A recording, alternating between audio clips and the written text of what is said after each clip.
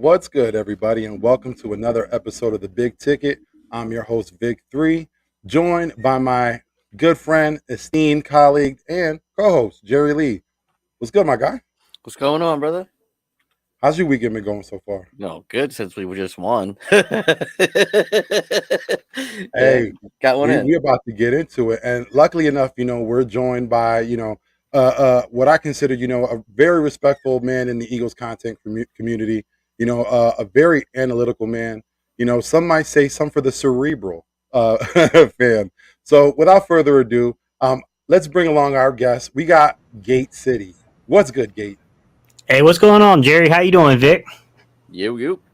Good, good, man. Appreciate you taking out the time to come on today. Yeah, man, thank you so much. But let everybody know, first of all, a little bit about yourself. Steve, most of y'all might know me by Gate City. I run the channel, GateCity Sports Channel. Look, guys, played a little football in high school. Didn't really know the game that well in high school. I'm not going to lie to y'all. I just kind of, did my thing, scrambled around, did the best I could, Then I got started coaching, things like that when I was in the service.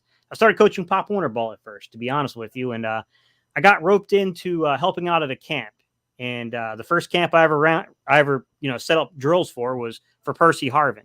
So, I kind of got fortunate in that way to where I just had a buddy that didn't know who Percy Harvin was and was like, hey, man, you want to help out with this camp I'm running? I'm like, yeah. I'm like, who is it? He's like, this dude named Percy Harvin. I'm like, he's like one of the biggest recruits in the country right now, right? He's like, never heard of him. I'm like, and you coach? Like, what? So I got roped into doing that. And then from there, I started working all kinds of camps for different colleges and universities, coaching middle school, high school, stuff like that, man. And that's really where I expanded upon my knowledge of the game. And then I, started this YouTube channel and was fortunate enough to meet people. Some of them you got in your comment section right now. My guy, Caleb, is in the comment section for y'all right now, man. Former collegiate football players that, help me grow, man. Help me grow and help me understand the game a little differently. Yeah, man, and definitely. And as you're saying about the conversation, let's get to it real quick. Let me just shout everybody out. Big Play Slay, appreciate you for coming through, my guy. ECG family member, Key in the building. If you do not know, Key is the one who made my fantastic intro for my shows, all of them. Thank you so much, Key. Appreciate you. She does a lot of stuff on the background for a lot of different people, a lot of different networks. Man, she has her hand in everything. Appreciate you for coming through. We got Jadis. Thank you for coming through. My guy Jerry Lee was already in the chat. Papa Sora, also an ECG member. Appreciate you for coming through. Positive Philly, what's good, my guy? I believe, if I'm not mistaken, Positive Philly is now with Hardcore Sports Network. So, congratulations to you, my guy. Says hello to you as well. And we got my guy Nightings. But let's get to it, my guy. We had a lot of news this week. There was a lot of talk. And one of the biggest stories of the week was the Eagles made a trade. Now, we all know that we've had long time, wide receiver, second round pick, J.J. Arcega-Whiteside. A lot of Eagles fans were really upset with that pick. They thought that there were better options at the time, mainly DK Metcalf. And, there's been a lot of controversy with that pick and how he has had an earful of comments in reference to it. But J-Jaw is no longer in Philadelphia Eagle. He is now with Seattle Seahawks. But we ended up acquiring a cornerback. And if I mispronounce it, I apologize. Ungu Amandi. So, Gate, let's get to it. Let me get your thoughts on that J-Jaw trade. And what do you think of our newly acquired cornerback? I mean, to be honest, the fact that we got anything for J.J. Arcega-Whiteside, I consider it to be kind of a win-win.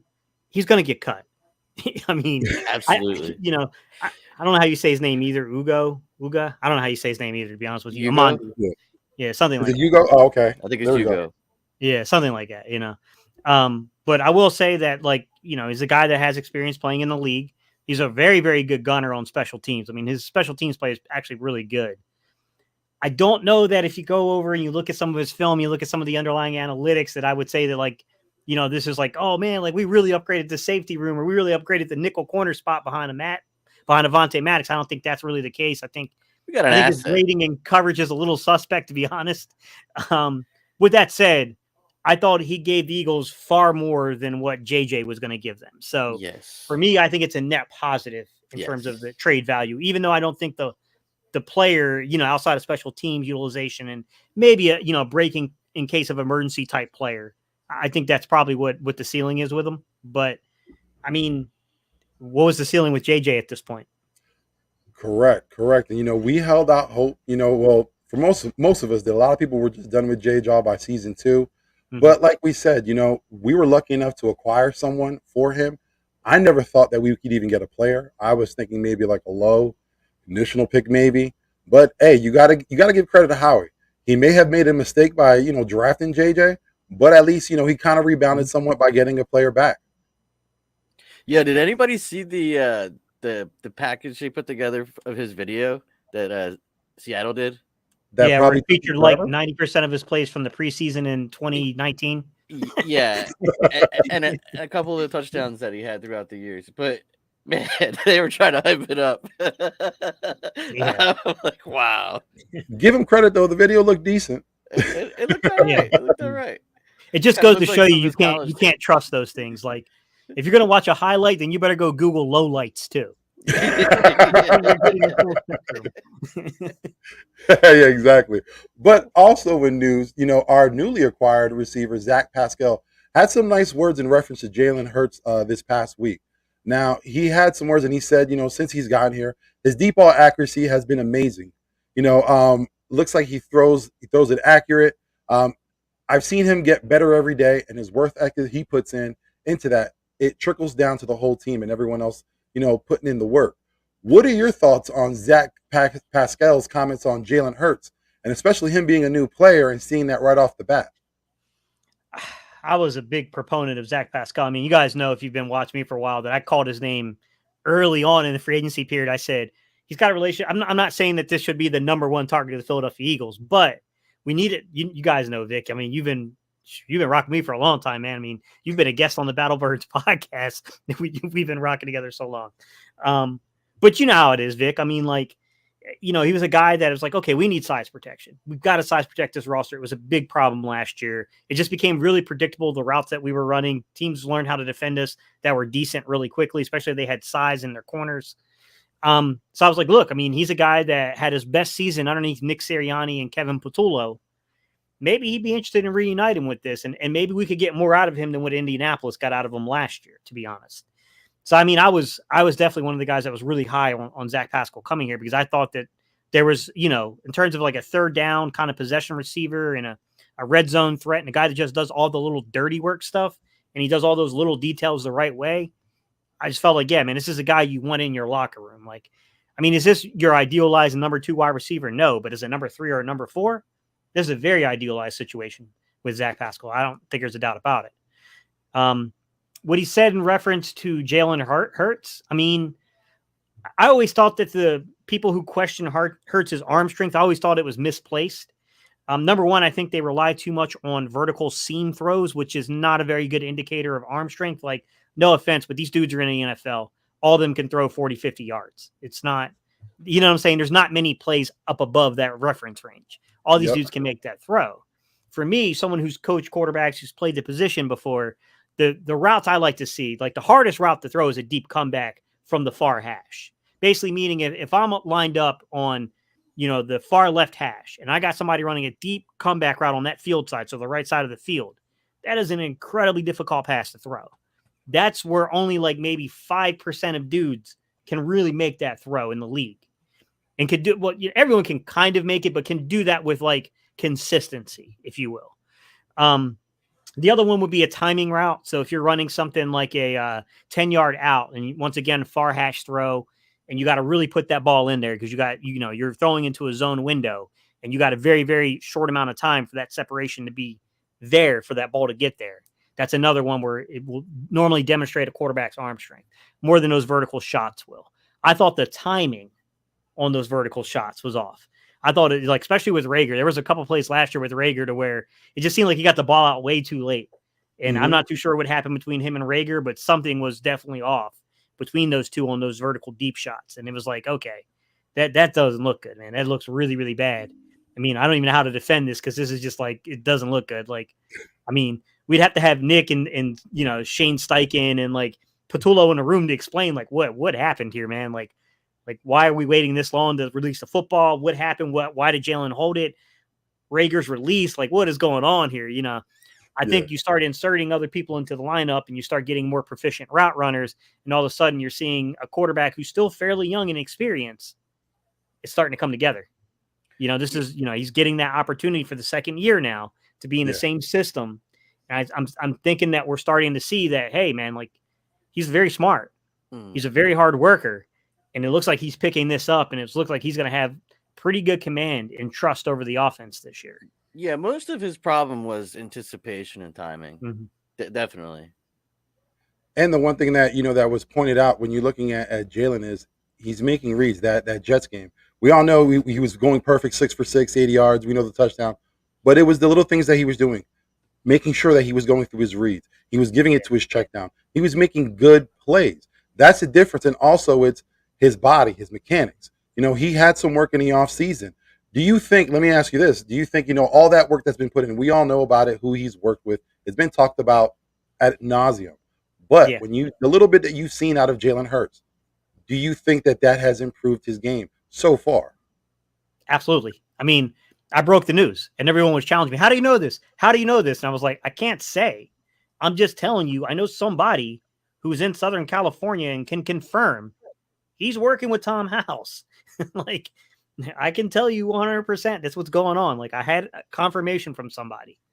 I think it's definitely working. I mean, you heard little tidbits inside of the press conferences long before we saw him get on the field where he talked about, his mental preparation towards the game, his diet. That's all Tom House stuff. All that TB12 stuff is really, don't get me wrong. It's Tom House, but it's not Tom House. Tom House has a team of dietitians and stuff that, help him put together these type of programs, to be fair about it. But that TB12 stuff really comes from working with Tom House. And then, Jalen Hurts being inserted into that, we immediately hear, well, I'm not drinking lemonade anymore. I'm not doing, if you guys remember, I don't know if you guys saw the interview I did with Justin Arth. He's a client of Tom House and he works specifically with Tom. And like, he has worked before with guys like Adam Dato, but he primarily works with Tom House. And like, he told me he doesn't even eat strawberries. And, we were talking about a young man. It's like early 20s. He's like, yeah, I don't touch strawberries because of joint health. See, like a lot of people might think that, they're overdoing it or that's, might be too much into it. But again, that's someone who at his age is taking this very seriously. And, you can see the maturity in Jalen Hurts that, hey, even as something as small as strawberries, that could affect me negatively in the long run. So let me just stop that now. He's putting the time in the work. Hopefully it translates on the field. Like I said, we all know what happened against the Jets, but that was the preseason and that was against the Jets. We have to see what goes on this season, but so far everything looks promising. Again, I know it's preseason. I know it's a little bit of time that we've seen him out there, but that little bit that we've seen has been pretty good. But so let me ask you the question. So far in camp, out of everyone, who has stood out to you? A couple guys in particular have stood out to me. To be honest, I'll be honest with you, from today and then all the reports we've heard from camp, Dion Kane. I mean, he's really making a push to get on this roster. I don't know how you keep 6 wide receivers if it's not like a Britton Covey as a kind of a punt return, kick return type role, but he's making you think about it. Yeah, he's definitely making you, because to be honest, even if he doesn't make the initial 53, if that's somebody I can clear through waivers and get to my practice squad, I'm probably going to do everything I can do to keep him here, because if I have an injury, he's probably going to be one of those first guys I would want up on the roster, because I know that he's got that size. I know that he can go out there and run routes. I know he can play. I mean, look, he's a big dude. He makes plays on the football. I will admit there's a couple times I've watched him, the ball kind of goes through his hands a little bit. Yeah. If I'm being honest about it. But overall, I mean, you watch that red zone rep he had down there on that slant route and just the way he shielded and used his body for, Gardner Minshew down there. Like, I mean, there's these little small details about guys that you see it kind of on the film and you're like, you know what? Like, this young man can play. I mean, he's actually a little underrated, to be honest. The other names I heard are the 3 young guys from last year. Marlon Tuipulotu, Patrick Johnson, and there's one more I'm missing here. Marlon Tuipulotu, Patrick Johnson. It's not Zach McPherson, although he's having a decent camp. There was one more name that everyone keeps mentioning. Oh, Teron Jackson. Jackson. Yeah, those 3 guys, from what I understand, in joint practices, this week with the Browns, were a problem for the Browns. And it's looking good through the development program. And it's kind of nice that all 3 of those guys are on the defense. and you're getting, although you got two guys on the defensive line between Marlon Tuipulotu and Teron Jackson, we also know that Teron Jackson's being coached by one of Washburn is coaching him. And then, Tuipulotu is going through Tracy Rocker and those guys. So, I mean, you got three separate coaches involved. So that tells me that the coaching staff is developing players. And as Eagle fans, we know that we've had a problem in the past with developing young talent outside of the offensive line. I'm not going to take anything away from Stoutland. You give him a high schooler, and it seems like he's going to have that guy ready to play pro snaps in a couple of years. Yeah. Well, there's a reason why he's survived many regimes.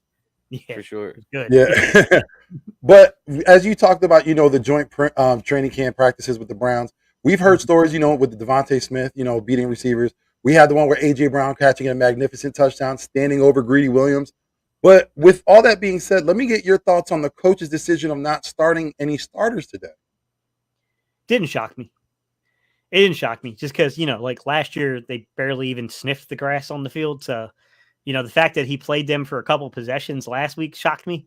I thought they were going to go out there and play around with us, make us think they were going to put Hurts out there. Then Minshew was going to come running out, and then we were all going to be ticked off.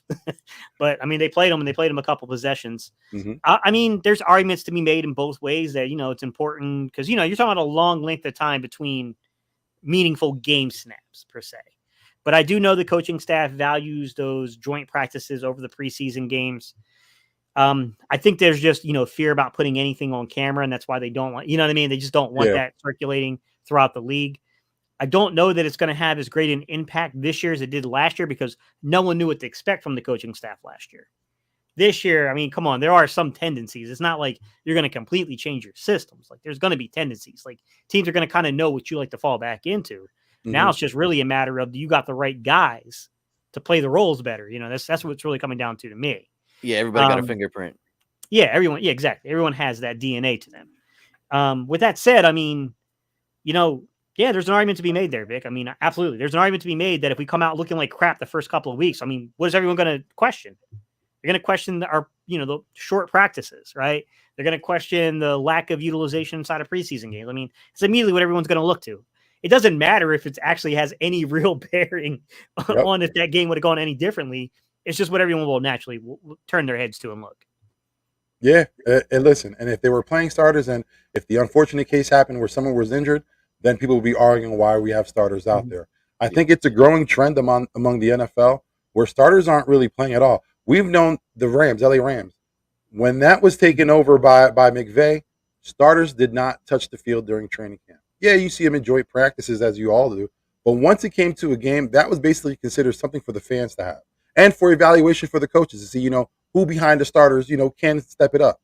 But for us and, around the league, yeah, it is kind of smart to think that way because, and yeah, I understand when the season starts, it may start off slow. There may be issues with a lot of teams, and that's the reason why, because they haven't had that playing time. But again, they're starting off their seasons healthy. Yeah. And a lot of teams find that more important than, being ready game week one, which may sound wild, but yeah, you can get there as the season goes along, but you can't get healthier as the season goes. Like a lot of injuries won't allow you to do that. Yeah, we've seen it around the league. Grounding injuries. And you just named the organization.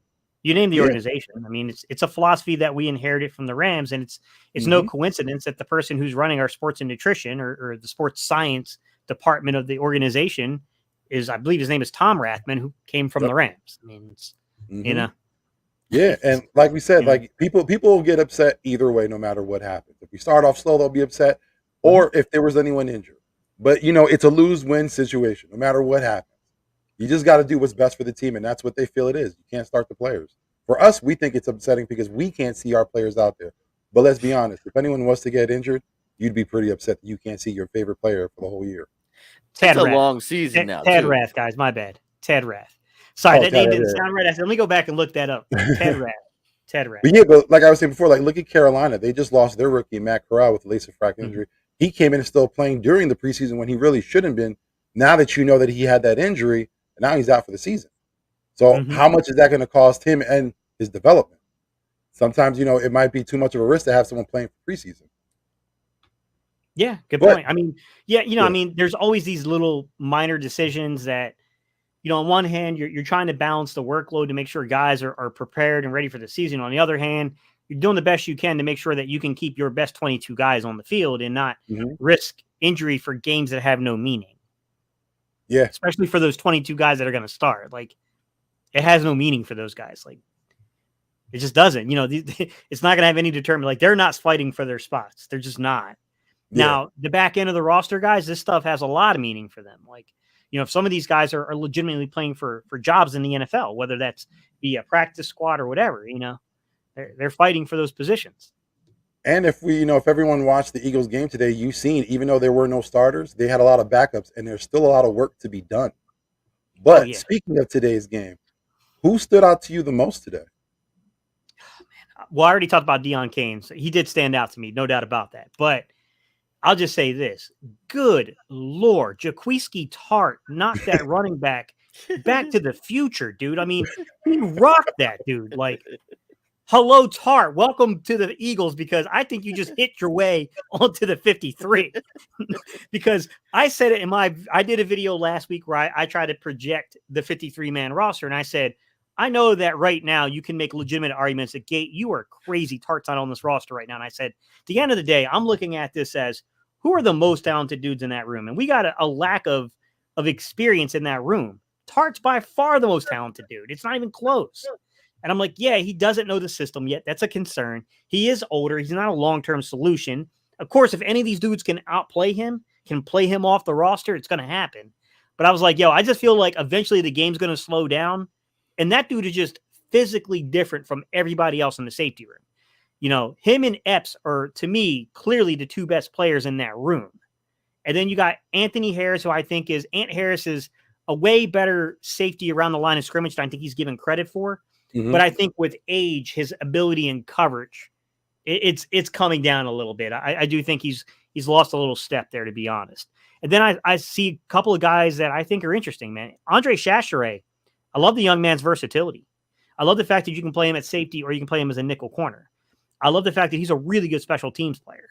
You know, then you look at a guy like, Amandi, who we started off talking about, another nickel safety type that, has a lot of versatility and is a really good special teams player. And that's what I don't know Tartt gives you.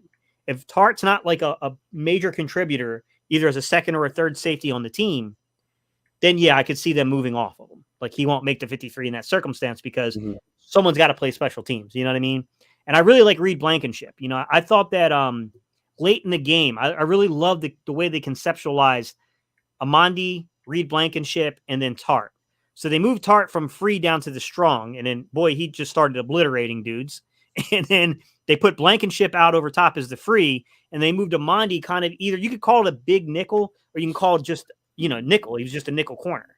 And I thought it was pretty effective, man, because Josh Rosen, he was thinking like, yo, these are supposed to be threes. There's some dudes out here that can play. Like, what's happening? I think Josh Rosen's been saying that his whole career so far, though. yeah, pretty much. You're right, Vic. Right. What are your thoughts on the game overall? What did you take away from today's game? I mean, look, I thought Reed Sinnett, he showed the arm talent. Like, there's talent with Reed Sinnett. I saw some takes on Twitter that it's from guys I know, I'm friends with. I'm not coming at them like this, but I don't agree with the take that Reed Sinnett is better than Minshew. No, he's not. No. He's not. No. He's not. With that said, I do see the talent in Reed Sinnett. I do think that he's a guy that the Eagles are trying to hide. They're trying to hide Carson Strong. To me, that's blatantly obvious. They don't want film on Carson Strong out there. Like, it's clear to me they're trying to hide this guy. But if Carson Strong were to be cut and claimed, so you lost him, which can happen with quarterbacks, I'm okay with Reed Sinnett as a practice squad guy. I think he's more than capable of running your scout team, and I think he's more than worthy of being a developmental quarterback. He's got some things he's got to learn in terms of reading. He's still not quite there with his read yet, if I'm being honest. But I mean, that ball you saw to Devon Allen, man, that was nice. He's got some arm talent, man. Carson Strong's not the only dude that can grip and rip it. I was literally talking about Sinnett as he's throwing the ball. Like, listen, I don't know what's going on. I think Coach seen enough from him. We should put Carson Strong in. And as I'm saying it, he throws that touchdown pass. I was like, either he must have heard me, or things are finally clicking with the kid. Yeah. But that's the thing is, like, I think we all expected Carson Strong to play more.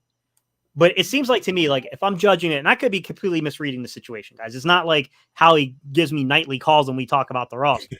I wish it doesn't happen.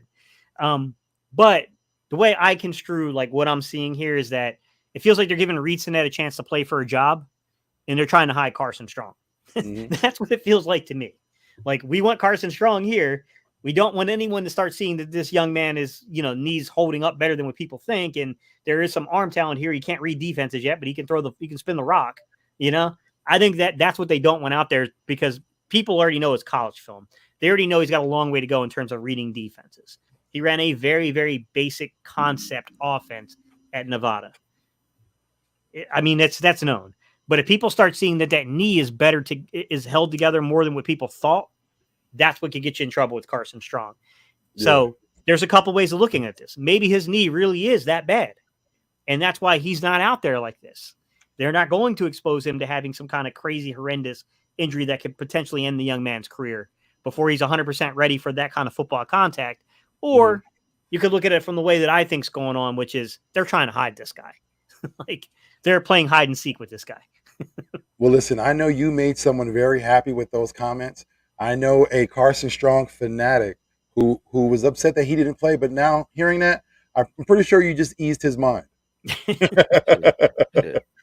mean, that's what I think they're doing. I think they're trying to hide him.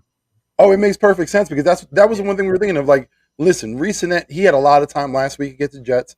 It's time to, you got Carson Strong. He is an undrafted rookie, but he needs some time on the field. You need to see what you have out of him. But if you are trying to stash him, that makes perfect sense. There's no reason to put any tape on him, especially if he has that knee injury and he is healthy. You don't want to make it known because then anyone can grab him. And there are quarterback-hungry teams out there. Oh, exactly. Yeah. Yep. Because then you're going to force your hand to where you have to carry 3 quarterbacks on your 53. You'll have to because, normally we panic about the claims. Like, oh, they're going to take this guy on the waiver wire. And normally that does not happen. But we have seen it happen in Philadelphia before. Togiai got claimed. Brett Toth got claimed on us. Like, we've had dudes get claimed. And then we even tried this scenario. A lot of people always say, like, Steve, they can't cut Carson Strong because of the guaranteed money. I'm like, that guaranteed money shows a commitment to Carson Strong, but this is not something we cannot overcome. Like, it will not guarantee him a spot. What I think they did and why they guaranteed $300,000 on that contract is it's a deterrent to claim the contract if you cut him. Yep. Right. But I will caution people. We tried this before. We drafted a young man who was complete and utter garbage in Clayton Thorson. Yeah. He got cut. We were going to put him on the practice squad, and then we got outbid by Dallas to put him on the practice squad. So you always got to be careful because you don't know how things are going to shake out once you get to constructing the practice squad. So, you got to be careful about the money and how much somebody might want to pay them and all, those kind of things can come back to bite you in the rear end a little bit. But, I think they'll at least pay him what they would have paid the league minimum salary. They'll pay him that on the practice squad. Yeah, listen, like I said, there's a lot of talent in Strong. We all know that. For some people, they wonder why he was never drafted. But, we were fortunate enough to get him at a decent rate. But, let's see if he makes the practice squad, if we're able to keep him on the practice squad, and then maybe next year develop him. There would probably be a need not to have Carter Minshew anymore. That's a lot of money you're paying to a backup and someone who really doesn't play that much. Not saying that, it's a position that, you just don't think about and be careless and get rid of him. But if you have a guy in Strong who you feel that could potentially be that guy that can hold it down if your starter's off, yeah, it makes perfect sense to move on. Guys, Josh Jobe had a great game. I see the comments. I shot him. I see the comments, guys. With that said, there was one player that shocked me. And it wasn't Josh Jobe. It was because I hardly saw him on the field. Tay Gowan. It's shocking to me that Tay Gowan is not getting an opportunity to get in the mix. Let the man in the mix. Let him in the mix. Like, they were playing Kerry Vincent Jr., and it's like, okay, man, I like Kerry Vincent. I get it. He's got some athleticism. Hey, man, can we let Tay Gowan get in the mix here? Because I would like to see, just looking at the two guys that have the type of length from the corner position that I think matches Gannon's system. Mm-hmm. I think it's Josh Jobe and Tay Gowan. Josh Jobe's got like over 32-inch arms. I think that's why he's a little disruptive on these receivers. Tay Gowan's over 31-inch in the arm reach. So those two guys in particular have the arm reach to be a little disruptive. But it just shocked me that they really weren't playing Tay Gowan that much. I'm not going to say he didn't get any snaps because it's easy to miss them here and there. But every time I looked out there, man, it was like it's Kerry Vincent Jr. and it's Josh Joby. And I'm like, yo, can they give this man some snaps? I think someone did say that they saw him in the nickel a couple times, but I got to go back and watch the game again.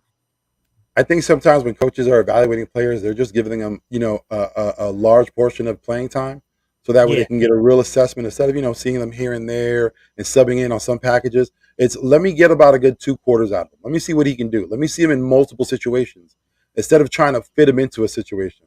Now with Tay Gowan, listen, you know me. Since the kid was drafted, I've been high on him. I've wanted him on the team, and we were fortunate enough to trade for him. It cost us Zach Ertz to get him. We saw last week against the Jets. He performed great. He had one misplay. That's fine. It goes here or there. But for the most part, he's strong, physical, fast, like you said, big, has good length, very smart, and is a dedicated player. I think he should get more time, but we'll see as preseason goes on. Again, we don't really know what the coaching staff has planned for these players. We don't know what the layout is. And that for us as fans, it gets kind of frustrating sometimes because, we want to see our favorite guys out there. That's a great point, which is we don't know why. We don't know the reasoning behind certain playing time numbers. That's the thing is we don't know who may have already played themselves onto the roster, and the coaches really just don't need to see it versus who does. But it's like, but they are playing Zach McPherson out there, and Zach McPherson's on the roster. I got no doubt in my mind he's on the roster. And I'm like, what is up, man? Josiah Scott. I mean, Josiah Scott kind of have to a little bit just because of what's going on at safety, but I don't know, man. I mean, it was like, the way that they played these dudes, I mean, it was really creative. Like, Mondi kind of playing a little bit of safety, a little bit of nickel. Yeah, Josiah Scott playing a little bit of nickel, a little bit of safety. Andre Shastray, they did that with. It's like, there are elements to this that I really like to see what they're doing because it just shows the creativity. And I don't know if I'm crediting the right person. I'm crediting Gannon, but this might be more of a function of Wilson, the secondary coach, to be honest. But, man, I don't know if it's Denard Wilson. I don't know if it's Jonathan Gannon. I would like to see Tay Gowan incorporated a little bit more and get an opportunity just because I do think that there's a uniqueness to him. But I don't know, man. I mean, I just don't know the checks and balances. I'm about to start a hashtag let Tay play. I'm dead serious. I'm about to put it out there. But another performance that I thought that was pretty good was Boston Scott today. We didn't get to see him against the Jets. We knew that he was injured, but he came in, and, Jason Huntley last week had a great performance. For me, I started questioning the roster depth chart. My feeling is I think Huntley played himself in. Boston Scott should have been worried, but Boston Scott came in today and just hit the ground running. So let me get your thoughts on Boston Scott's performance today. I thought he was pretty good, man. His first 4 touches, which he had the first 4 touches of the game.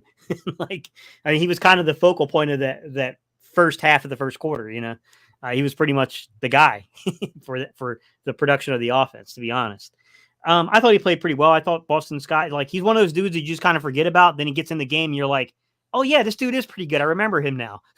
It feels like ages ago since he was running the rock, but he's decent. He's not there's nothing special about Boston Scott. He just does the right thing. He just does those little right things. And to be honest with you, I know some people are really down on Kenneth Gainwell. I've saw the reports. I think that's more in association with this guy can really run good routes, but his hands have been a little iffy in camp. I thought that when they put him in the game and they got in the red zone, man, for a dude that's, he's not small, but he's not big. He's Right. 5'8", 5'9" ish, right under 200 pounds. So he's not a small guy, but he's also nowhere near, he's not a big back either. Yeah. And I thought he did a pretty good job, honestly, inside the red zone, man. I think he's surprisingly a one-cut runner. He's not a big dude. I'm not going to call him a contact bounce back because he's not exactly moving the pile per se, but he is a one-cut runner. He's okay, here's my blocks. I see what's going on. I see the setup. I'm going to just shoot right through here, and I'm going right through this hole. What happens? He's technically sound. That's the thing I love about Boston Scott. He is technically sound. And that's just something that, especially the running backs coach has preached since they've been here. We want a one cut and go. And that's what they've been saying since they've gotten here. One cut and Boston Scott, that's what he does. But another player I thought that played good, and we discussed it, Jason Huntley. Let me ask you real fast. We saw him against the Jets. We saw him today. Do you think, like I thought, has he played himself on this roster? I don't think he has. I mean, I like Huntley a lot, and I think Huntley has definitely improved since he first got here in 2020. I definitely see improvement in his game. With that said, to be on this roster, he's got one part of it down, which is he can be an explosive element. He can kind of be one of these guys that you can use kind of as a trick player, if you will. He's got special teams ability, which helps you, right? If you can play special teams, it's always going to help you on the back end of the roster. The issue is that I still think he needs development in pass pro. I haven't seen anything outside of the occasional dump off screen pass. I really haven't seen him like utilized on like, an angle route or a wheel route or something that's a little bit more complex from the, the running back position so far in camp or the preseason. I haven't seen any footage of that. So I don't know where he's at with that part. You know what I mean? So that makes me a little hesitant. And I still think he's got a tendency to try to hit that home run instead of taking what's given to him. There's a little bit of Miles Sanders complex to Huntley's game too, to be honest. Yeah, my thing with Huntley is he's just like the other two backs that we have, or the other three backs that we have. He's very comparative to them guys. So I think we need a power back like Hunt. Yeah, I saw a couple of reports. The first report obviously was that the Eagles did pick up the phone. They have called about, Hunt, and they are interested in Hunt, which, I definitely think the Eagles are probably going to try to find a way of getting a fourth running back on this roster. The other one is that Madison from the Vikings. They picked up the phone today, apparently, or yesterday, and called about Madison from the Vikings, which he's the only problem I have with Madison is, and I think he's a good ball player, honestly. I think he's a decent ball player, but I think he's a little similar to Boston Scott. I don't know that you're getting some guy who's that much different in the role than Boston Scott. I don't know what you do there, right? I mean, Kareem Hunt, still you can make the argument is not exactly he's not really a contact balance back, but he's got explosion and he's strong. He's a strong runner. But I think the argument you make for Kareem Hunt is that he's a guy that if someone goes down, you plug Kareem Hunt, you keep rolling.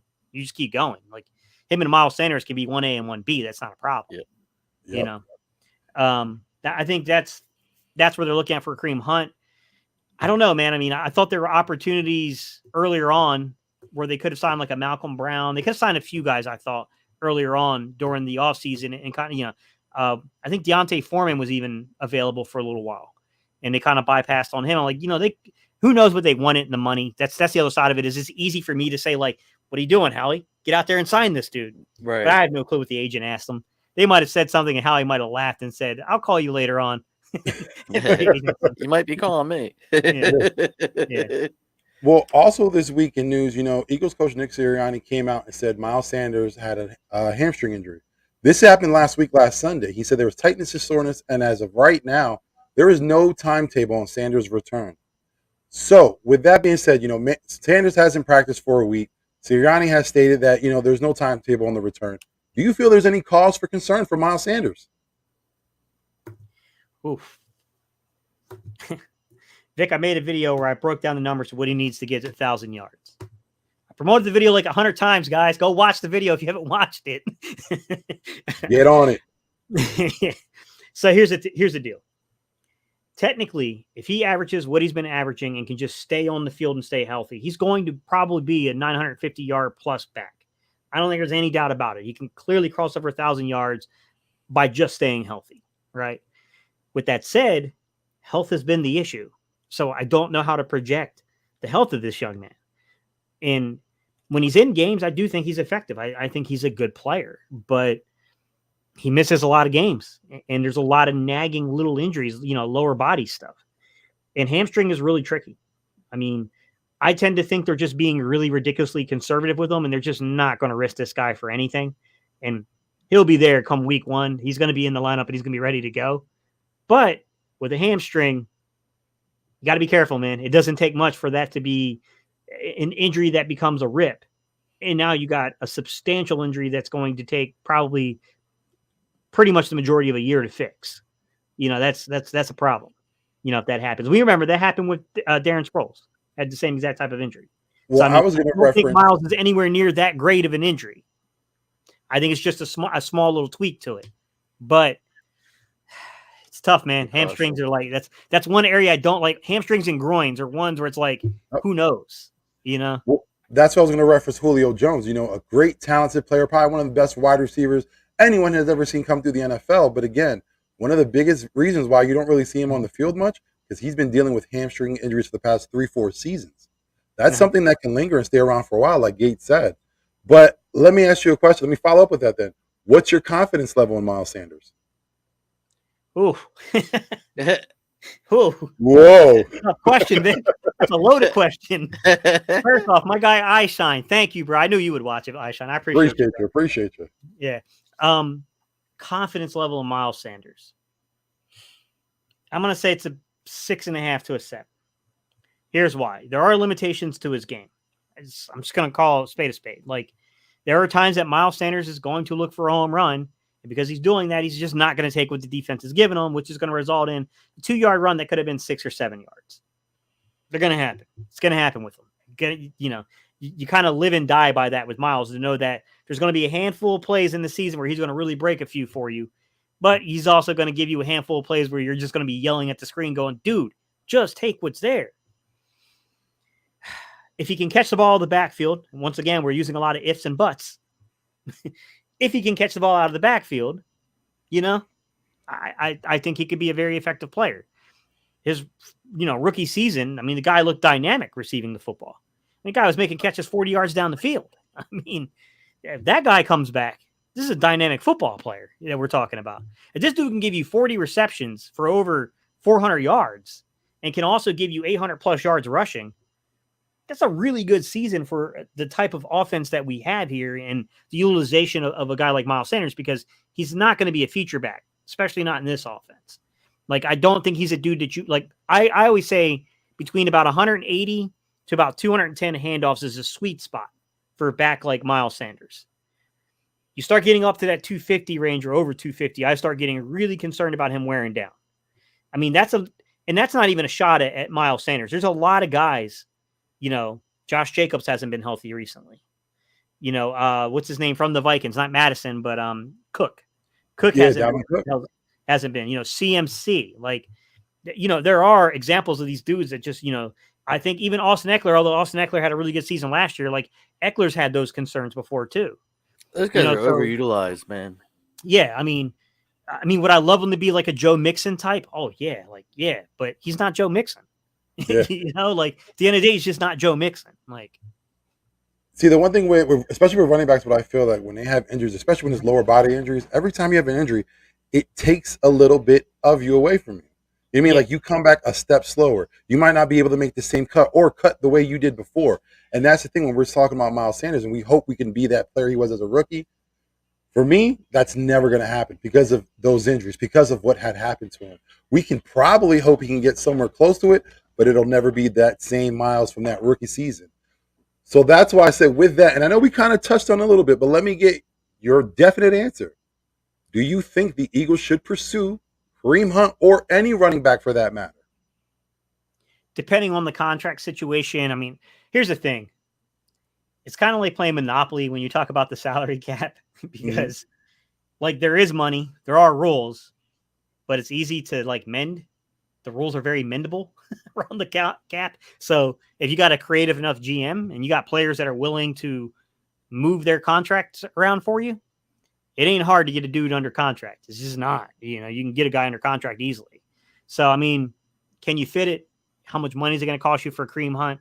I don't know. These are all great questions. I think Kareem Hunt, if you trade him and you got to give him that contract, and I think that makes things really awkward with Miles, because wouldn't that by default make Miles the 1B? Well, let's be honest. And this is something that I've been saying all season in reference to Miles Sanders. The best ability is availability. And right now, you're not available. So if someone can come in day one, start, produce, I don't see any issue. Yeah. I mean, if you go off of just career production, you go off of the fact that you would have to probably give this young man a contract, and it's probably going to be a substantial contract. Miles is coming up on a contract. Like, to me, all signs would indicate that Kareem Hunt would be the 1A if Sanders is even still on the team, if that happens. Because he might be part of a package that goes the other direction. I don't know. But I mean, assuming Miles would still be on the team, I would have to say that Kareem's your 1A and Miles is your 1B. And, Miles is going to have to live with it. I do think that Miles would still get a similar amount of touches. Yeah. I do. I think the Eagles would clearly be, with a guy like Kareem Hunt and Miles Sanders, you're going to run the football with Jalen Hurts. as your quarterback. Just because with A.J. Brown and Devontae Smith and Dallas Goedert, and then you add in these running backs, hey, man, that RPO offense would be a headache to try to defend because, like, somebody's getting free here. There's no way you're picking everybody up on assignment. Like, it would just be a nightmare with that type of matchup. And, you know, like I said, Miles has got that scream at the TV type ability at times where you're mad at him, but he's also got that ability to make you shout and excitement too because he breaks one. And I think he's really good playing off of that RPO option-based offense stuff. I do think that Miles is pretty good at that stuff. So with a Kareem Hunt being the primary guy, yeah, I mean, you know, add in like, you know, outside of just, you know, A.J. Brown and Devontae Smith, now you got Zach Pascal with you know, Goddard and you know, Quez, and then, I mean, even Rager's a heck of a fifth wide receiver. Yeah, listen, that was one thing I mentioned too. You know, a lot of people talked about Rager. He had issues as our number 2 receiver. Now he's our number 5. Yeah. I know a lot of people want to get rid of him. Listen, for the right price, you can take him. But if he's on our team, I'm comfortable with him being our number 5 if he was our number 2 last season. Yeah. He has the experience. I think the only awkward part with Rager, and this is the part, like when I was I brought up a few videos and I said, look, I'm not trying to take shots at Jalen. But I got to ask, like, if you carry a guy like Britton Covey on the roster and Britton Covey becomes like your punt returner and kick returner, and you don't force things with Rager to be your 3, so he's de facto your 4th or 5th, like, what's his role? Just in case someone gets hurt? Like, is that the role? Like, I mean, you know what I mean? Like, it becomes like a really awkward situation. I mean, he could be a gadget player for you. I do think Rager has some gadget ability. You know, we saw what he did in that Detroit game before I think he pulled a hamstring actually, didn't he? In that Detroit game. You know, speaking of hamstrings, like, yeah, he's got some of that ability. You know, he's definitely a guy that can give you the gadget ability.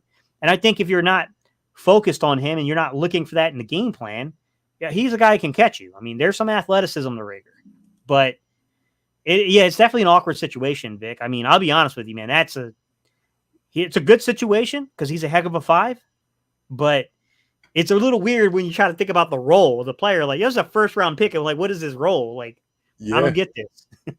Well, the only other thing is, you know, as Howie did, he made a mistake with J-Jaw. He drafted him when he shouldn't. Same as with Rager. Now he can either correct that mistake or make the best that he can with that pick.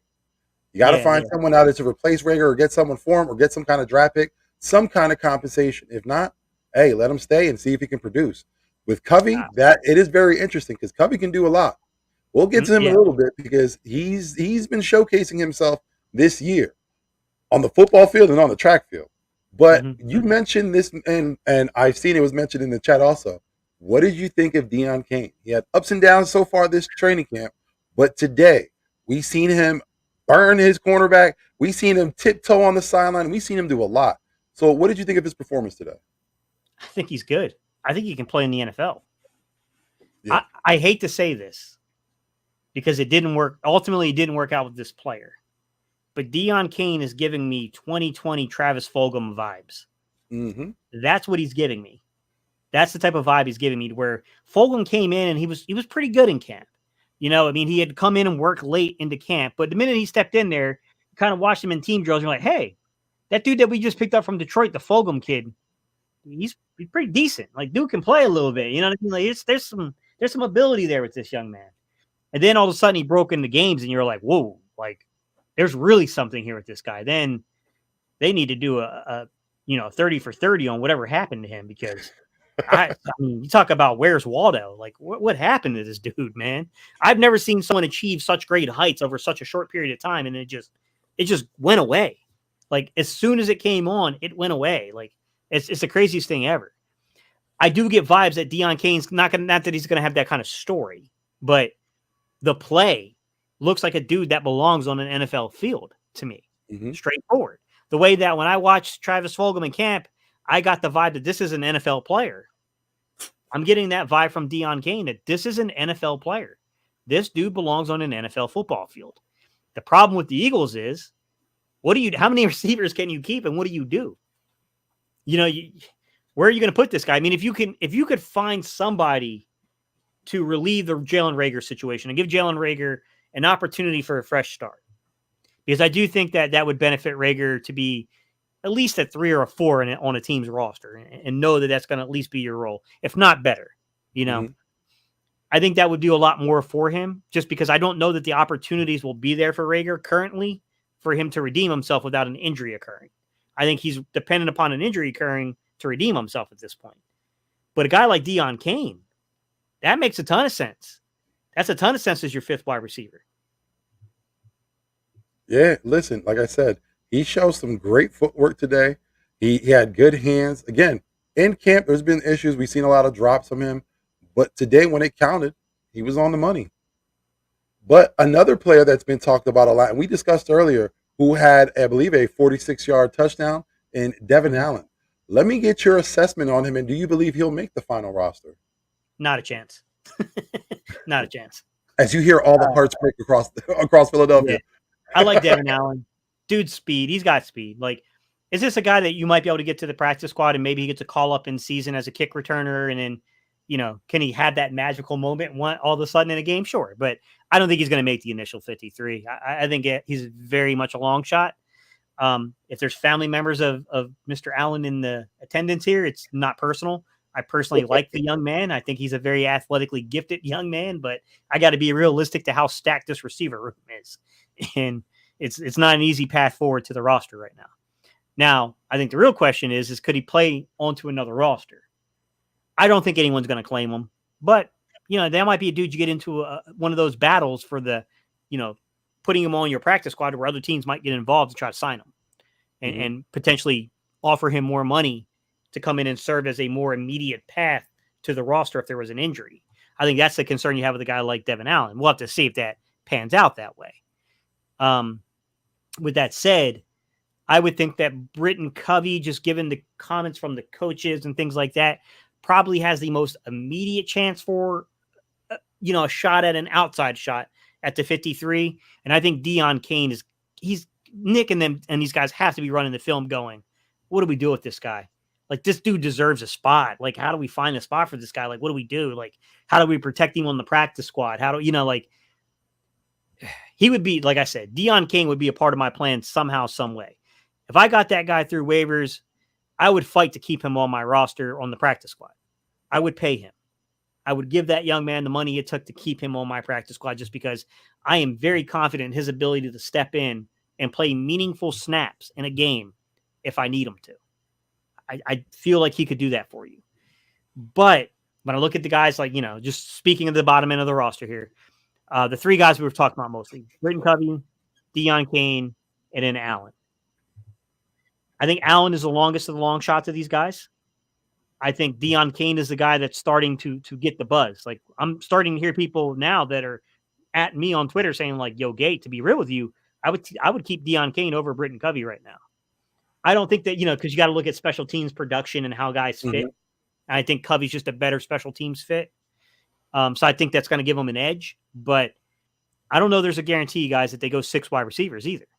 I mean, Sure. Right. You know, Rager could be the cutoff, and then you're keeping these other guys trying to protect them on the practice squad. Yeah. And moving from the wide receiver position, let's talk about the offensive line, specifically the center position. We all know our stalwart, Jason Kelsey, had surgery on his elbow.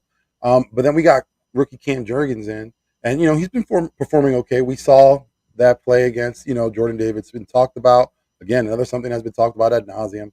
But then we saw him against the Jets perform well, and today. But let me get your thoughts. What did you think of Cam Jurgens' performance today, and how confident are you in when he starts the season?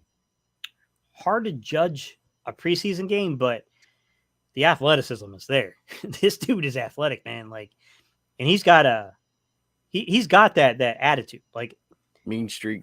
Yeah, like, it's hard to describe it, right? Like, some dudes have it, and some dudes don't. Like, he's a gamer. That's the best way I can just say it is like, he's a gamer. Like, Vic, you strike me as a tall guy. You do. I just meet 6. I just meet the criteria. So, yeah, like, he's a guy that, I don't know, how tall is Jurgens? Maybe 6'2", 6'3"-ish, somewhere in that area, right? Yeah. Somewhere in that area. He's a guy that, you know, just over 300 pounds, somewhere between, I'd probably say 300 and maybe 310 at the top. It's the athleticism. You can see the former movement skills of a tight end there. You know, this guy really gets out there and gets to the second level well. My question with him will be, when you got a Vita Vea lined up against you, can you anchor, right? Mm-hmm. Can you anchor against that type of guy? And, to give Jordan Davis credit, Jordan Davis is like, yeah, like I got him on that one rep you caught on camera. You didn't see the other 3 reps where he actually locked me down. Like, that's why I love these guys, man. Number one, this is a real family and a real unit on this team. They stick up for each other. They're like, yo, like, come on, bro, you taking one single rep. And I love the hype. I love the fact that everybody loves me as Jordan Davis, but it's one rep and it's being out of context a little bit here. Like it's not a full description of us, the two of us squaring off on one-on-ones and what's going on. With that said, that's going to be a question, man, because I can't get that image out of my head of his feet just being. That's a big man. That's your concern is when you get a big guy, and like there's not many Jordan Davises that are going to come through the league. There's not many Vita Veas that are coming through the league. It's not. I mean, those dudes are rare. But when you get a big dude, like that can really move and has that power, can you anchor? And week one, and I think Kelsey will be back on the field in week one. But I'll tell you right now that in week one, Detroit has a nose tackle that we were after from NC State that is athletically gifted. He's an athletically gifted guy. Now, he's not Jordan Davis, and he's not Vita Vea, but he is one of these miniature examples of a strong athletic nose tackle with strength that, right away you're going to square up against. I'll say this, though, for Juergens. Look who's going up against in practice. You know what I mean? You got Hargrave, you got Fletcher Cox, you got Milton Williams, you got Jordan Davis, and you got Marlon Tuipulotu. Tuipulotu and Davis are true nose tackles. Hargrave has played a ton of nose tackle in his career. Like, he's getting reps in against quality competition. So, yeah, iron sharpens iron. And like you said, how can he anchor? By practicing against Jordan Davis week in and week out. That's how you get better at it. So, for me, the confidence level in Cam Juergens, like I'm very confident. Last year we had the discussion of should we have Lane Dickerson starting behind Kelsey? Is he going to be the guy for the future? And listen, I was one of the guys saying, we should move Dickerson over the center. But now that we have Juergens, I have all the confidence in the world in Juergens. If anything was to happen to Kelsey, or when that eventual time comes when Kelsey, moves on from the game of football, I have all the confidence in what Juergens could do. I know it's been a short amount of time that we've seen him, but like you said, how he plays, the grit that he has, the motor that he has, it shows all what a great center should have. I'm not saying that he is great, but he has the qualities of a great center. Yeah, exactly. Yeah, I mean, it's going to be interesting to see that week one matchup. Like I said, I don't expect Cam Juergens will be in there, and that's a little disappointing just because, I feel like those 5 spots are locked down. And to be fair, I think I would be shocked if Kelsey's not back for week one, just because I know Kelsey. You know what I mean? Like, Kelsey's the type of dude that he ain't missing a game. Yeah. Hungry. Yeah, exactly. Now, let's move over to the defense. Because, for me, I thought, there's a lot of work to be done. There were some things for concern. But let me get your overall thoughts on today's defense. Up and down. The performance was a little up and down, to be honest. I thought that Cleveland is a far better team than the Jets. And we saw that play out. Their twos pushed our twos a lot more than with the Jets. It was, they were overmatched. Like, come on. Like, our twos could have beaten their ones without a problem. Like, I'm just keeping it real, Jets fan. I'm sorry.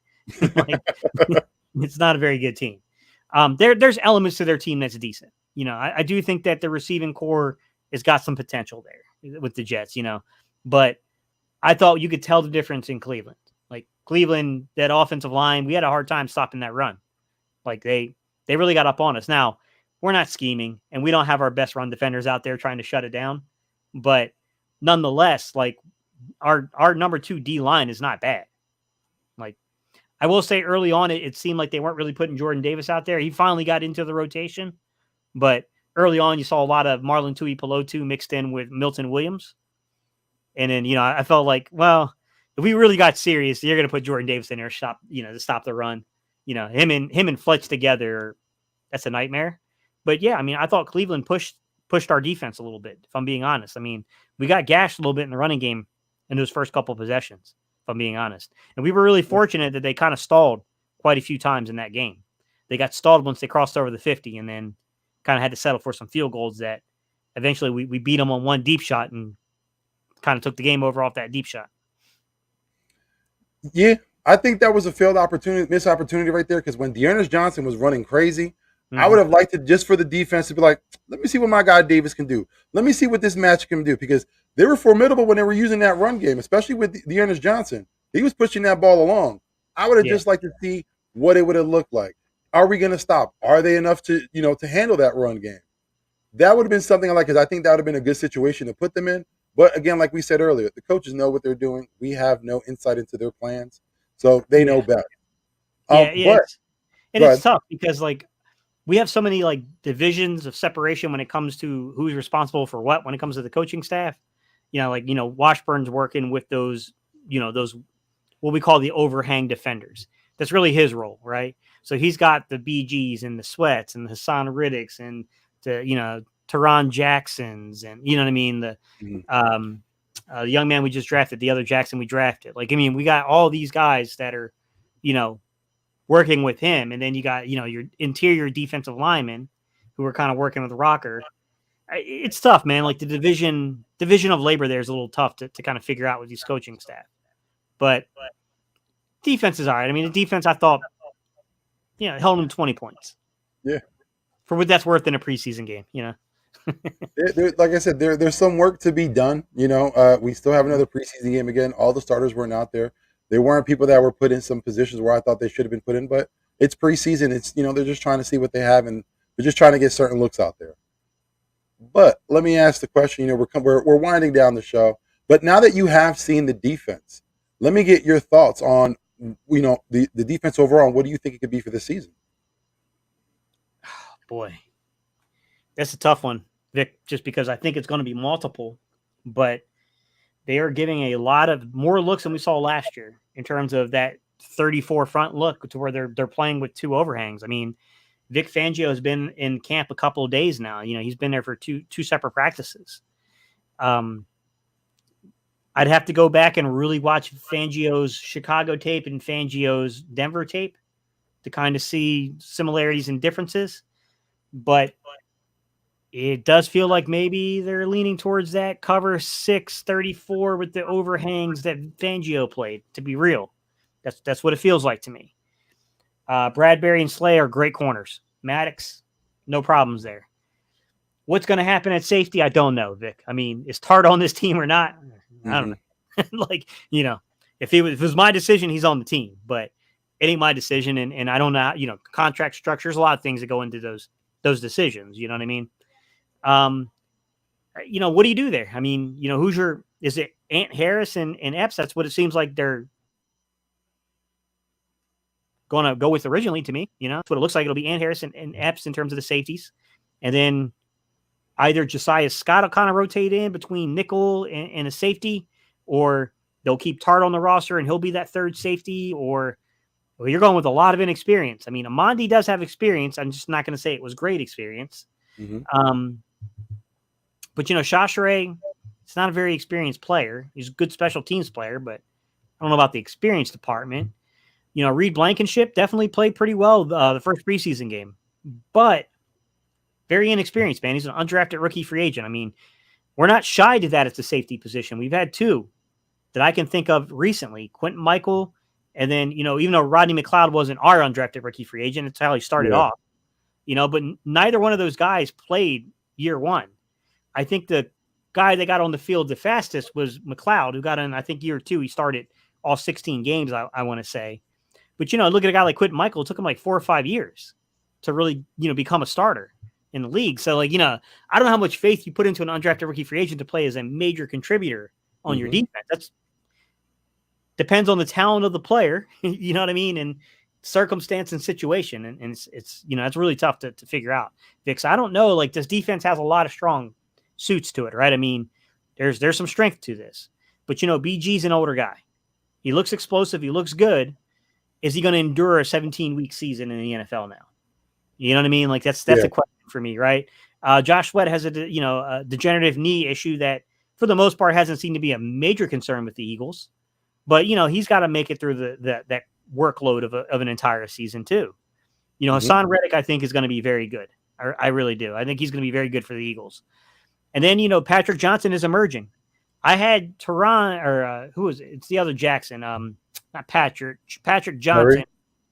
Karan. Is it Karan? I think it's Karan. Whatever. You guys know what I'm saying. Yeah. I had Karan over him.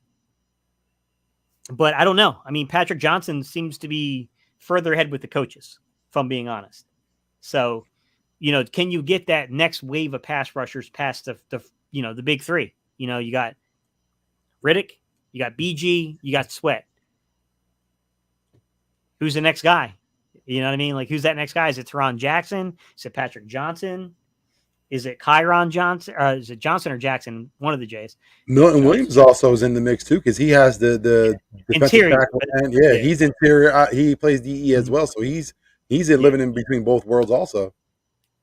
Yeah, it's tough, man, because that's a difficult situation when you're looking at how you because like Chiron. I do think Chiron, it's Chiron, I do think that when you look at the interior defensive line, you got talent, and we do have a very good interior, pass rush.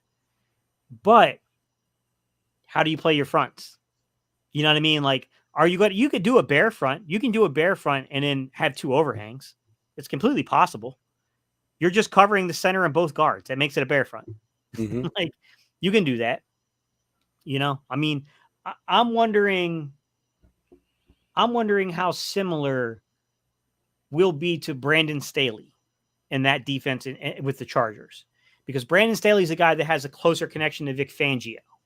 Mm-hmm. Although Brandon Staley and Jonathan Gannon came up together underneath Gray in Tennessee, and then they kind of parted their ways. Then basically Gannon's tree led to Zimmer, and then to Eberflus, and then you got Vic Fangio and a different tree for going on there with Brandon Staley. But there seems to be some leaning towards what we saw from Fangio. A lot of defenses are doing that now. Like, a lot of coordinators are starting to kind of counter these spread offenses by looking into Vic Fangio's style of defense. So it wouldn't shock me if we're not a little bit more deeper into 30 fronts than we were last year. Well, I find it interesting that we're moving more to a Vic Fangio defense, when this past offseason, when he was available, also with Mike Zimmer, there were two of the coaches I thought that would have fit in perfectly with the Eagles if we moved on from Gannon. Sure. And speaking of Gannon, a lot of things were made last season. He was the one complaining, saying he didn't have the talent he needed to have, to have his defense out there the way it should be. I've said it before, how he went out his way this offseason to get as much talent as possible on defense and get it loaded for Gannon. Now, with the defense, we know where we're at with it so far. So let me see where you're at. What's your confidence level in Coach Gannon going in? I shine. I think I mentally repped him out, Derek Barnett. I think I just mentally, so mentally exhausted from Derek Barnett. I forgot he was even on the roster for a few minutes. But yes, you are correct. Derek Barnett would factor into that rotation. That is very much true, I shine. My confidence in him, I think he's a smart guy, Vic. I think he's a very intelligent guy. I think he's creative in some aspects. I still think that he has more to prove than Jalen Hurts, in my opinion, if I'm being honest. That's my opinion. I agree. As well. I agree. I will say that I do think that both of those guys are going to work out. I think that Gannon's going to show why front offices really like him. And I think that, that Hurts is going to show that he's a franchise quarterback. I think that the conversation around Jalen Hurts is going to drastically change after the season. I'm pretty confident that it's going to change. The narrative around him will change. With Gannon, I want to pause short of saying confident. I'm enthusiastic that the narrative will change around Jonathan Gannon. I still saw elements of today's game where I thought they were a little passive at times, if I'm being honest. Yep. Now, it's a preseason game. How much is he going to really show you? You know what I mean? There are a couple times I thought he worked some linebacker blitzes in. I was like, oh, there we go. All right, Gannon. You were actually bringing 5 dudes. I mean, that's cool. This is something we didn't see a lot of last year. That's awesome. You know what I mean? Like, and I don't even think it has to be a blitz per se, but if you can just be multiple with where you're sending the 4th defender. Yeah. So, you got 2 overhangs. So if you drop one overhang into coverage, you can get creative with Nakobe Dean or, with, Kaiser White, with TJ Edwards, with any of these guys and play them on a blitz. I mean, that's going to make it tough, man, because now you don't know who's dropping, who's going. It makes it a little bit more difficult to actually defend you. Mm-hmm. I saw some stunts and some twists and things like that over the last 2 preseason games. Like, I didn't see a lot of that last year until later on in the season. So there are some elements where I'm like, okay, like, we're going to see a little different style defense this year to an extent. The defense is still the defense. I don't think that this is going to be a high man coverage system. I would love to be completely wrong on that. I don't think that's the case. I think you will see what Vic does, Vic Fangio, which is a cover 6.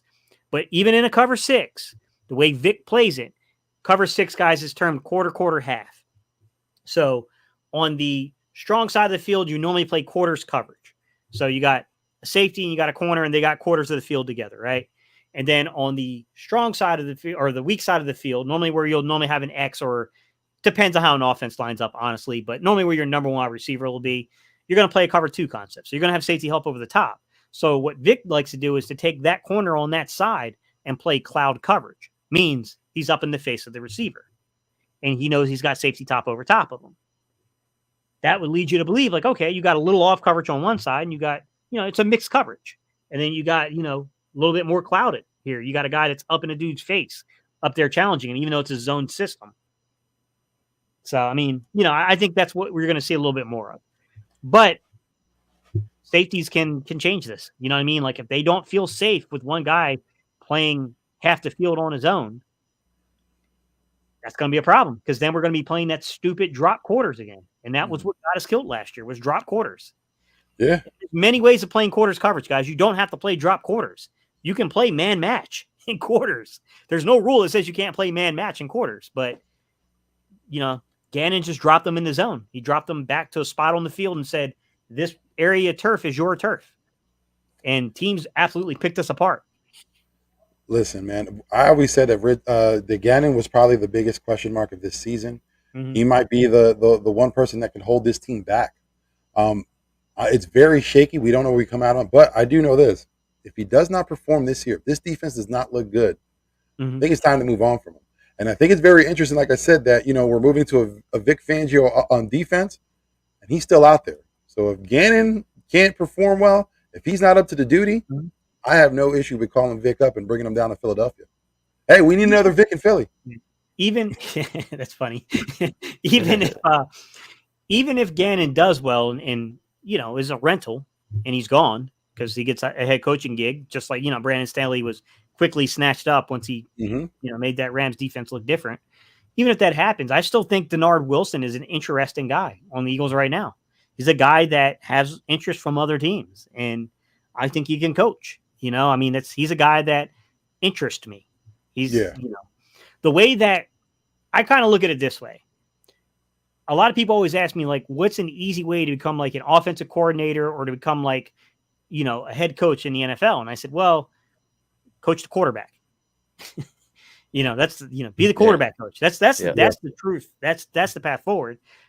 I will say that there seems to be a weird trend now. These defensive back coaches kind of going upwards, Todd Bowles, for example, What was the kid? He was with Dallas. He was very sought after for a while. Then it went quiet, but I think now he's, if I'm not mistaken, Buffalo. Chris something. Yep, Chris Johnson. I'm going to say Chris Johnson. I think he's either with the Jets. I think he's their defensive coordinator or not. But these guys are coming out, and it's because of they have a vast knowledge of the defense. When you're talking about the corners, they have to account for a lot. So they have good minds when it comes to the defense. But when we're talking about us for Gannon, I think sometimes from him coming from that position, that's where you see him being so apprehensive. That's why he's not as aggressive as we want him to be. And listen, I understand you don't want to be overly aggressive, but you want to show some. That's the issue with Gannon that I see. You want to show some. You don't want to get beat. Yeah, you don't. Again, you're becoming predictable to the offense. Yeah. And the thing is that for the game is advancing, because back in the day, I would say that linebacker coaches were the guys that kind of seemed to pop up and become head coaches. Marvin Lewis. Yeah, Marvin. Yeah, a lot of guys, right? There's a lot of dudes that did that. I mean, even Steve Spagnuolo, Spags had coached in the secondary too, but there's a lot of guys. Ron Rivera, like all those dudes, they kind of had that. They had that background of being, kind of coaching linebackers. what was his name? San Flagel. Francisco. The guy he went over. He took over San Francisco. Flagel did. Can't Flagel win was with a him. DC for a while. Yeah, Flagel Yeah. was he You was got a DC right now. You still got D'Amico Ryans, who's coaching the San Francisco defense, linebacker coach. Yeah, but it seems like now they're starting to become this trend towards, because of the advancement of the passing game. It's kind of falling to the secondary coaches now. Also, they're running bigger departments. I mean, teams have to adjust to this. I mean, 11-man personnel brings need for more corners on your team, which needs, more guys where you got a guy dedicated to just coaching safeties. Normally there's an assistant defensive back coach on top of that. You know what I mean? Like, they're running bigger departments as they're the passing game coordinator for the defense. You know what I mean? Like, they're getting all these extra things added to the title. And I think that it makes them more attractive to organizations to be head coaches. I still think that the trend is towards offensive coaches, though, to be honest. Well, yeah, that's the trend in the NFL. Offense is key right now. Before it used to be defense wins you championships. Now it's offense will win you championships. Defense will make sure you'll get it. You know what I mean? Like, defense will secure it. Offense will get you there. But I want to say thank you for coming on the show today. I have one last question for you. Appreciate everyone for coming through. But let me just ask. Cut down is Tuesday the 23rd. 5 cuts have to be made.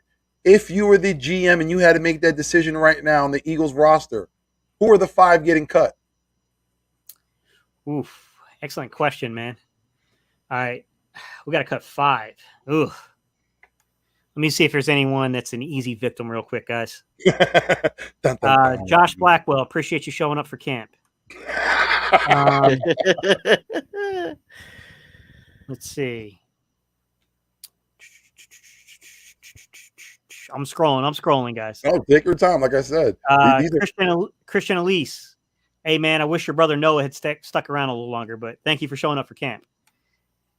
Mind you, some of this will be impacted by the fact that they got to have bodies for the third game. Yep. So some of these dudes will definitely still probably be here just because of position depth. Let's see. Boy, is there any other easy victims here? Easy victims. Man, it gets tougher, right? Matt Leo, man. He'll probably still be on the roster just because of depth on the defensive line. But he's a guy that I think ultimately is clearly not going to be on the roster.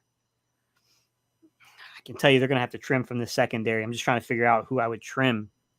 I'm going to have to say Vincent Jr., but I'll let you decide. Yeah, I'm looking. Kobe Smith. See, like, Kobe Smith would be another one that doesn't make a ton of sense to keep carrying. But the thing is I don't know how many reps they want guys that are going to be on the team playing. Let's see. Because I already pulled 2 defensive linemen. And that's concerning. That's very concerning. Let's see. Cameron Tom's probably going to get reps. I'll probably say DeAndre Torrey, even though we signed him not that long ago. I don't know if they're, maybe depends if they need the running backs for the game. That's the thing is, like, you have to balance what they need for the game. Mm-hmm. You know what I mean? Like, I definitely think there are dudes here that you could get rid of, but you need them for the game. That's the problem. But I'm going to say that, I'll stick with the 5 I said. Torrey from the running back room, probably not necessary to be out there. They're going to keep 101 corners for whatever reason. We went from not having a trusty corner to having too many to choose from, and that's a good predicament to be in. Yeah, Nightings. I hear you on Kerry Vincent. I just think that they're giving this guy a lot of playing time. I'm going to assume he's going to be there next week. I don't know when Tay Galvin's going to touch the field, but apparently we're going to see Kerry Vincent. Listen, like I said, everybody out there, hashtag let Tay play. Get it out there. Get it popular. It came from Vic 3. But Gate City, my guy, I appreciate you so much for taking out the time to come on today. Let the good folks at home know where they can find you. GateCity Sports Talk is the name of the YouTube channel, guys. Just type in Gate City. It's like me, and there's like one other show that's like a high school like kind of thing. They're both Greensboro shows, but you should be able to tell the difference. I'm the guy from Greensboro that covers the Eagles. It's quite obvious which one it is. Past that, guys, you can find me on Twitter at Hyder Steve. Instagram, I think, is at Steve_Hyder. You can tell I'm really creative with the names. Yeah. You'll see Battle Birds podcast, guys. If you look for Battle Birds podcast, that'll be airing again soon. That's Philly Mike, myself, and Reese, Philly Fresh. We're the trio, the old school, podcast style. Good gosh, endurance and marathons we used to run. I remember them 5-6 hour shows, man. Like, ooh, that was brutal back in 2020 when we used to do them shows, man. Saturday nights where we locked down. I remember when you were thinking about that, I was like, listen, y'all should take Saturday nights because no one's doing nothing on a Saturday. And y'all killed it. Philly Fresh, my guy, I've been reaching out to you. Come through. Respond. I want to get you on. I got Mike, I got Gay here. I just need you, my guy. Let's make it complete. But Jerry Lee, let the good folks know at home where they can find you. Well, you find me on here, and tomorrow night I'll be on the Kelly Green Crew, 9:00. See you all there. Hey, listen, everybody. Appreciate you for everyone who was here now in the chat. For people that will watch this later on, I thank you so much. I'm your host, Vic3. Listen, please, if you have not subscribed, subscribe to everyone's channel, including my own. And if you can't, watch a couple of videos. Let us know what you think about it in the comments and hit that share button, man. It helps out the algorithm. It helps everyone out doing this thing that we love doing. But for me, Gate City, and Jerry Lee, I like to say have a great evening. Have a great weekend. And, work starts tomorrow. I know that sucks. But let's start this week good, my guys. So from everyone from here, back at home, have a good night. Happy weekend. And as always, fly, Eagles, fly, man. Have a good one, everyone. All right, y'all. Have a good one. Peace. Avida.